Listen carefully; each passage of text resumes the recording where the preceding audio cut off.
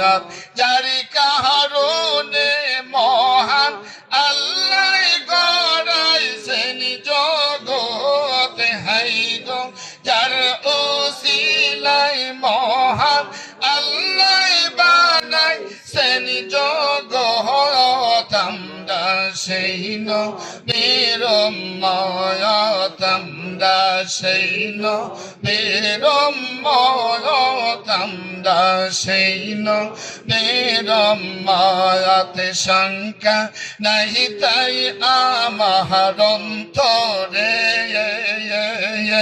মৌত কবর কঠিন হাসরে শঙ্কা নাহি তাই আমার অন্তরে মৌত কবর কঠিন হাসরে ওই নামের